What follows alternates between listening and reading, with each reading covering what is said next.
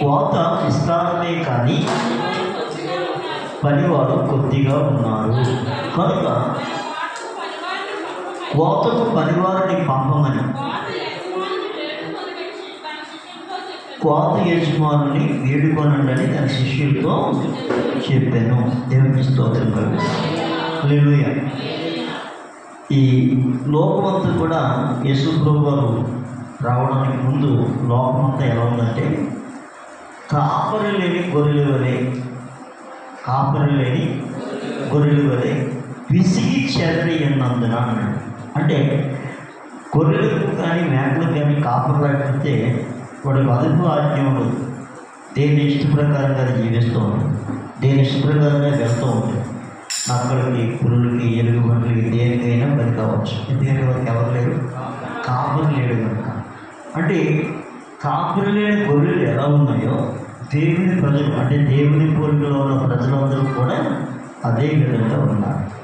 అప్పుడు దేవుడు చూసి, అయ్యో నా పోలికలో ఉన్న ఈ మనుషులు ఈ విధంగా నాశనం అయిపోతూ ఉన్నారు, వీళ్ళకు కాపరి అవసరం. వీళ్ళకి ఎవరు అవసరం? కాపరి అవసరం అని చెప్పి యేసుక్రీస్తు ప్రభువు వారు తానే ఒక కాపరిగా ఈ లోకానికి వచ్చారు. దేవుని స్తోత్రం. అయితే ఆయన కాపరిగా రాకముందు ఆయన బాధ్యత ఏంటంటే తప్పనిసరిగా ప్రజలను రక్షించాలి అనే కోరిక దేవుడు మొట్టమొదటి కలిగి ఉన్నాడు. హల్లెలూయా. కలిగి ఉన్నది కనుక ఒక మాట ముందుగా యేసు ప్రభువు రావడానికి కొన్ని వందల సంవత్సరాల ముందే మలాకి 3వ అధ్యాయం దైవజనుడైన ప్రవక్త అయిన మలాకిని పంపి ఒక మాట రాయించాడు. 3వ అధ్యాయం 1వ వచనం, ఇదిగో నాకు ముందుగా మార్గం సిద్ధపరచడానికి నేను నా దూతను పంపిస్తున్నాను. మీరు వెతుకుచున్న ప్రభువు అనగా మీరు కోరు నిబంధన దూత తన ఆలయములకు హఠాత్తుగా వచ్చును. ఇదిగో ఆయన వచ్చుచున్నాడని సైన్యములకు అధిపతియగు యెహోవా సెలవిస్తున్నాడు. దేవుని స్తోత్రం కలుగుతుంది. హల్లెలూయా. దేవుడు చెప్తున్న మాట ఏంటంటే, ఇదిగో నాకు ముందుగా మార్గం సిద్ధపరచడానికి, నాకు ముందుగా అంటే నేను వస్తూ ఉన్నాను, నాకు ముందుగా మార్గం సిద్ధపరచడానికి నా దూతను నేను పంపిస్తూ ఉన్నాను. ఎవరు దూత? అమ్మా, దేవుడు స్వయంగా చెప్తున్నమాట, ఇదిగో నాకు ముందుగా మార్గం సిద్ధపరచడానికి నేను నా దూతను పంపుచున్నాను. మీరు వెతుకుచున్న ప్రభువు అనగా మీరు కోరు నిబంధన దూత తన ఆలయమునకు హఠాత్తుగా వచ్చును. ఇదిగో ఆయన వచ్చుచున్నాడని సైన్యములకు అధిపతి యెహోవా సెలవించుచున్నాడు. దేవుని స్తోత్రం. నాకు ముందుగా దూతని ఎవరైనా యోహాను. దేవుని స్తోత్రం. ఎవరు మాట్లాడుతూ ఉన్నారు? దేవుడు చెప్తూ ఉన్నాడు, నేను వస్తూ ఉన్నా, నాకు ముందుగా మార్గం సిద్ధపరచడానికి నా దూతని పంపిస్తూ ఉన్నాడు. నా దూత ఏం చేస్తాడు? మార్గాన్ని సిద్ధపరుస్తాడు. మార్గం ఎలా ఉంది? ఎత్తులు ఉన్నాయి, పల్లాలు ఉన్నాయి, లోయలు ఉన్నాయి, గరుకులు ఉన్నాయి. ఇవన్నీ కూడా సమభూమిగా చేయటానికి. దేవుని స్తోత్రం. ఇదే ఎక్కడికి వస్తూ ఉన్నాడు? ఆలయంలో. ఎక్కడుంది ఆయన ఆలయం? చూడండి, ప్రకటన గ్రంథం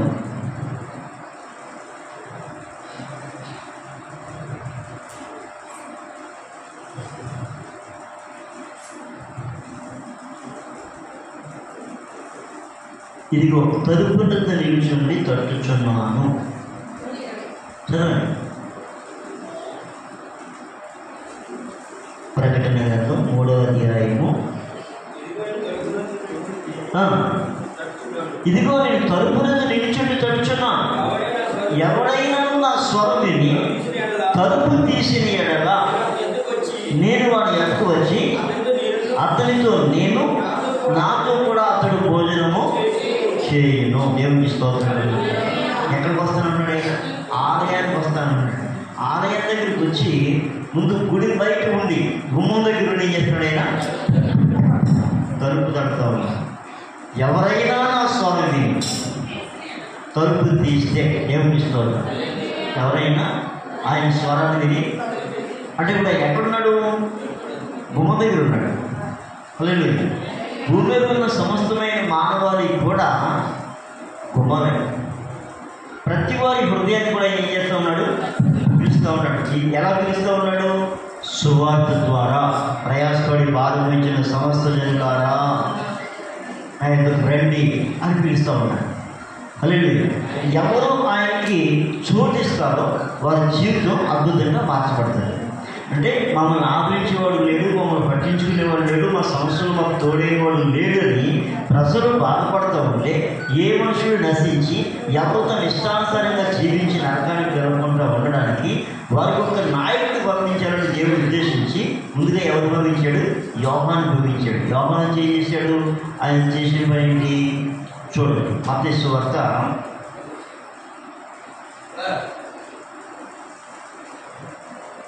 3వ అధ్యాయము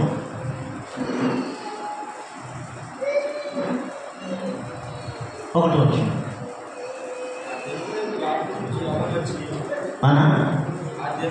ఆ దినమున యందు బాప్తిస్మమిచ్చు యోహాను వచ్చి పరలోక రాజ్యం సమీపించి ఉన్నది, మారు మనసు పొందినని యోదయ అరణ్యములో ప్రకటించుచుండెను. ప్రభు మార్గము సిద్ధపరచుడి, ఆయన త్రోవను సరళం చేయండి. అరణ్యములో కేకలు వేయుచున్న ఒకరి శబ్దము అని ప్రవక్త యెషయా ద్వారా చెప్పబడిన వాడు ఇతడే. దేవుని స్తోత్రం. మనకి ప్రవక్త చెప్పినట్లుగా ఇదిగో నాకు ముందుగా నా దూతను పంపిస్తున్నానని చెప్తే ఆ దూత పేరు యోహాను. యోహాను ఏం చెప్పాడు? ఆయన ఇదిగో ఆయన వస్తూ ఉన్నాడు, ప్రభు మార్గముని సిద్ధపరచండి, ఆయన త్రోవను సరళం చేయండి అని ఆయన చెప్పాడు. అంటే దేవుడు మన హృదయంలోనికి రావడానికి మన త్రోవ మన హృదయం వెళ్ళలేదు, సరిగా లేదు. ఎవరికి నచ్చినట్టుగా వారు ఉన్నారు. ఆయన రావాలంటే అది ఆయన పరిశుద్ధుడు లోపలికి రావాలంటే ఇది కూడా ఏమవ్వాలి? పరిశుద్ధపరచబడాలి. దేవుని స్తోత్రం. మన హృదయంలో పరిశుద్ధత ఎప్పుడైతే ఏర్పడుతుందో ఆయన లోపలికి వస్తాడు. రెండవది, ఆయన పిలిచి చెప్తా ఉన్నాడు, నేను వస్తాను అని పిలుస్తున్నాడు. ఆయన రాకని ఎవరైతే ఆహ్వానిస్తారో వారు ధన్యులు. దేవుని స్తోత్రం. అయితే ఎవరైతే ఆయన రాకను ఆహ్వానిస్తారో ఆహ్వానించిన వారందరికీ కూడా యోహాను ఏం చేస్తూ ఉన్నాడు? బాప్తిస్మిస్తూ ఉన్నాడు. ఇదిగో పరలోక రాజ్యం సమీపించింది. హల్లెలూయా. ఏం సమీపించిందట? పరలోక రాజ్యము సమీపించినది, మారు మనసు పొందినది. పరలోక రాజ్యం ఏమైంది? సమీపించింది. కనుక అందరూ కూడా ఏం పొందాలి? మారు మనసు పొందాలి. మారు మనసు పొందిన వాళ్ళందరూ కూడా ఏం పొందాలంట? బాప్తిసం పొందాలి. మారు మనసు పొందిన వారు బాప్తిసం పొందాలి. చాలామంది వచ్చి బాప్తిసం పొందుతూ ఉన్నారు. అప్పుడు అబ్రహాము సంతానంగా పిలువబడిన వారు కూడా, అంటే ఇశ్రాయేలు కూడా వచ్చాక మాకు కూడా బాప్తిసం ఇయ్యనంటే ఏమడిగారు? మాకు కూడా. అప్పుడు యోహాను అన్నాడు, సర్ప సంతానమా, రాబోయే ఉగ్రతను తప్పించుకోవడానికి మీకు బుద్ధి చెప్పిన వాడేవాడు, మారు మనసు తగిన ఫలాలు ఫలించండి అన్నాడు. అంటే నేను మారు మనసు పొందేను అని చెప్తే మారు మనసు తగిన ఫలాలు కావాలి. దేవుని స్తోత్రం. మారు మనసు తగిన ఫలాలు లేకుండా నేను బాప్తిసం పొందుతాను యేసు ప్రభువు నమ్ముతానంటే కుదరదు. మొక్కుబడి కాదు. దేవుని స్తోత్రం. మారు మనసు పొందకపోతే నరకబడి అగ్నిలో వేయబడతారు అన్నాడు. దేవుని స్తోత్రం కలుగుతున్నారు. అంటే యేసు ప్రభువుని అంగీకరించినప్పటికీ కూడా ఎక్కడికి వెళ్ళే పరిస్థితి? అగ్నిగుండానికి వెళ్ళే పరిస్థితి. అయితే ఏ మనుషుడు నశించి నరకానికి వెళ్ళడం దేవుడికి ఎంత మాత్రం కూడా ఇష్టం లేదు. కనుక అంతటను అందరూ మారు మనసు పొందాలని ఏం చేస్తున్నాడు? ఆజ్ఞాపిస్తున్నాడు. రిక్వెస్ట్ చేయట్లేదు, ఎవరిని కూడా బ్రతిమాడట్లేదు. నీకు పరలోక రాజ్యం కావాలా? మారు మనసు పొందాలన్నాడు. దేవుని స్తోత్రం. మారు మనసు పొందిన వారు ఎవరైనారు? బాప్తిసానికి రెడీ అయ్యారు. బాప్తిసానికి రెడీ అయ్యారంటే యేసు ప్రభు గుంపులో లేకపోతే పరలోక రాజ్య వారసులుగా చేర్చబడతా ఉన్నారు కనుక ఇంకా వారి ప్రతి అవసరత వారి బాధ్యతలన్నీ తీసుకున్నవాడు ఎవరంటే ప్రభువైన యేసు క్రీస్తు. దేవుని స్తోత్రం.